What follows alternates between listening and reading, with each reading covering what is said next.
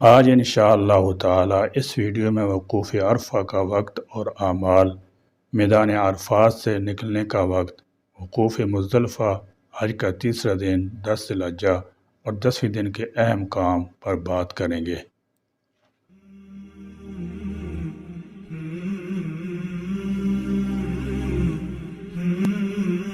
نحمدہ ونصلی علی رسولہ الکریم۔ تیسری بات یہ کہ وقوف عرفہ جو فرض ہے اس کا وقت 9 ذی الحجہ کو زوال کے بعد شروع ہوتا ہے۔ توبہ استغفار کریں، اللہ تبارک و تعالیٰ کی حمد و ثنا کریں، دعائیں مانگیں، درود شریف اور تلبیہ پڑھیں، اور یہ عمل مسلسل جاری رہنا چاہیے۔ عصر کا وقت ہونے پر عصر کی نماز باجماعت پڑھیں اور پھر کھڑے ہو جائیں۔ عصر اور مغرب کے درمیان کا وقت عرفات کے میدان کا انتہائی قیمتی وقت ہے۔ اس وقت اللہ تبارک و تعالیٰ کی رحمتیں موسلا دھار بارش کی طرح برستی ہیں۔ الہا و زاری کے ساتھ اللہ تبارک و تعالیٰ سے مانگیں۔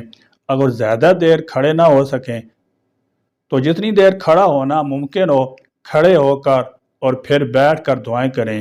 یہ عمل مسلسل مغرب تک جاری رہنا چاہیے۔ چوتھی بات یہ ہے کہ عرفات کے میدان میں غروب آفتاب تک ٹھہرنا ضروری ہے۔ کوئی شخص بھی عرفات کے میدان سے سورج غروب ہونے سے پہلے باہر نہ نکلے۔ حضور اقدس صلی اللہ تعالی علیہ وسلم نے فرمایا کہ اگر کسی شخص کا اونٹ بھی گم ہو جائے تو وہ اس کی تلاش کے لیے بھی غروب آفتاب سے پہلے میدان عرفات سے باہر نہ جائے، اور اگر کوئی شخص باہر نکل گیا ہے اور غروب آفتاب سے پہلے اندر واپس نہیں آیا تو اس پر ایک دم یعنی ایک جانور ذبح کرنا واجب ہوگا۔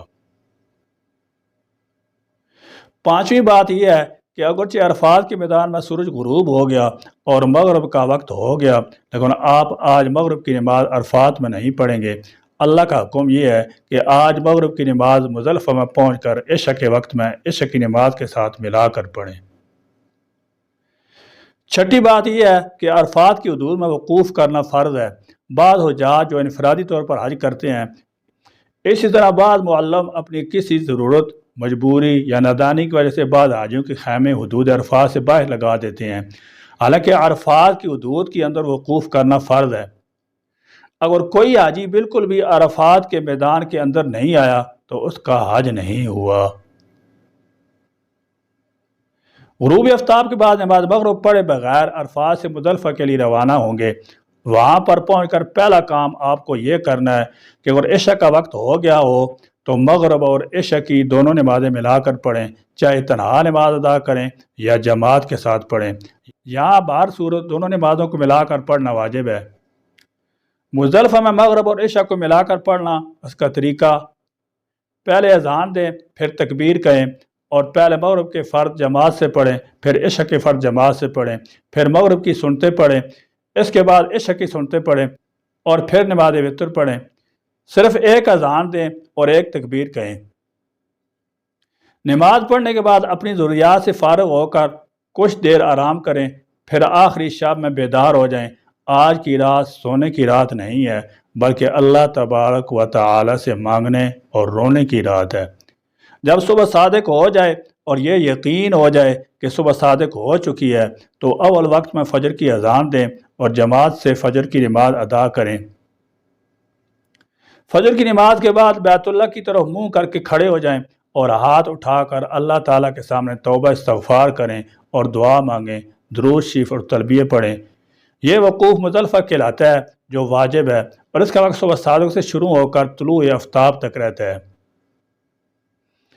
مزدلفہ میں ایک کام مستحب ہے، وہ یہ کہ مزدلفہ سے 70 کنکریاں چن لیں۔ کنکریاں چنے کے دانے کے برابر یا کھجور کی گٹلی جیسی ہوں، زیادہ بڑی نہ ہوں۔ ذی الحجہ کی 10ویں تاریخ کو مزدلفہ میں فجر کے بعد سے لے کر طلوع آفتاب تک وقوف کے بعد مینا میں روانہ ہو جائیں۔ 10ویں تاریخ کا پہلا کام بڑے شیطان کو کنکریاں مارنا جو واجب ہے۔ 10ویں تاریخ کو مینا میں سب سے پہلا کام یہ ہے کہ صرف بڑے شیطان کو کنکریاں ماری جاتی ہیں۔ کنکریاں مارنے سے پہلے تلبیہ پڑھنا بند کر دیں، ایک ایک کر کے کنکری ماریں۔ کنکری دانے ہاتھ کے انگوٹھے اور شہادت کی انگلی سے پکڑیں اور تکبیر پڑھ کر ماریں۔ تکبیر یہ ہے: بسم اللہ اللہ اکبر وللہ الحمد رغما للشیطان ورضا للرحمن۔ اگر پوری تکبیر یاد نہ ہو تو صرف بسم اللہ اللہ اکبر وللہ الحمد کہہ کر کنکری ماریں۔ کنکریاں خود جا کر مارنا واجب ہے، خواہ مرد ہو یا عورت، کسی دوسری شخص سے کنکریاں نہ لگوائیں۔ کسی دوسری شخص سے کنکریاں لگوائیں تو اس کی کنکری ادا نہیں ہوگی، اس کے ذمہ واجب باقی رہے گا اور ایک دم دینا پڑے گا۔ ضعیف مرد اور خواتین کنکریاں رات کو بھی مار سکتے ہیں، اور کمزور مردوں اور خواتین کو دن میں کنکریاں مارنا دشوار ہوں تو وہ رات کو مغرب یا عشاء کے بعد جا کر کنکریاں مار لیں، یا درمیان شب میں کنکریاں مار لیں، صبح صادق ہونے سے پہلے پہلے کنکریاں مار سکتے ہیں۔ البتہ اگر کوئی مرد یا عورت ایسا بیمار یا کمزور ہو کہ وہ کھڑے ہو کر نماز بھی نہ پڑھ سکے، یا کوئی شخص اپاہج ہاتھ پاؤں سے معذور ہو یا اندھا نابینا ہو تو اس کی طرف سے دوسرا آدمی کنکری مار سکتا ہے۔ 10ویں تاریخ کا دوسرا کام قربانی کرنا ہے۔ یہ حج کی قربانی اور دم شکر کہلاتی ہے۔ آپ اسی نیت سے یہ قربانی کریں۔ 10ویں تاریخ کا تیسرا کام سر کے بال منڈوانا یا کٹانا واجب ہے۔ جیسا کہ پہلے عرض کیا گیا ہے کہ مردوں کے لیے افضل یہ ہے کہ وہ سر کے بال منڈوا دیں۔ حضور اکرم صلی اللہ تعالی علیہ وسلم نے منڈوانے والوں کے لیے کئی بار دعا فرمائی ہے، لیکن اگر کسی کے بال لمبے اور پٹے ہیں تو ان میں سے ایک ایک پورے کے برابر بال کٹوائے جا سکتے ہیں۔ بہرحال سر کے بال منڈوانے یا کٹوانے کے بعد آپ پر سے وہ تمام پابندیاں ختم ہو گئیں جو احرام باندھتے وقت آپ پر لگی تھیں۔ صرف ایک پابندی اب بھی باقی ہے، وہ یہ کہ اگر بیوی ساتھ ہے تو اس سے کوئی شہوت کی بات اور حق زوجیت ادا نہیں کر سکتے جب تک طواف زیارت نہ کر لیں۔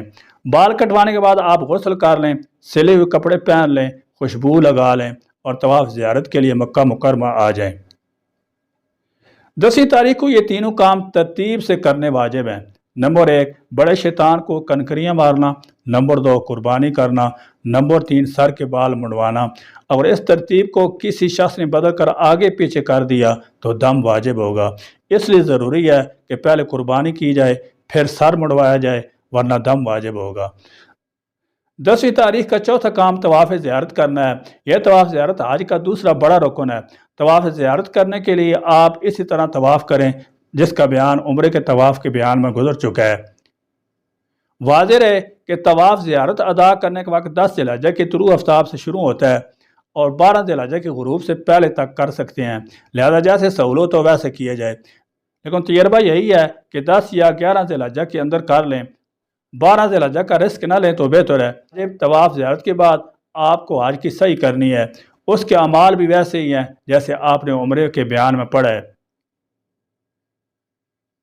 طواف زیارت اور حج کی سعی کرنے کے بعد آپ واپس مینا آ جائیں، بلا ضرورت مکہ مکرمہ نہ ٹھہریں۔ البتہ کو نماز کا وقت قریب ہو تو حرم شریف میں نماز پڑھنے کے بعد مینا روانہ ہو جائیں۔ مینا کی یہ راتیں ذکر اور اللہ تعالیٰ سے مانگنے کی راتیں ہیں، توبہ اور استغفار کی راتیں ہیں، اس لیے ان راتوں کو غفلت میں نہ گزاریں۔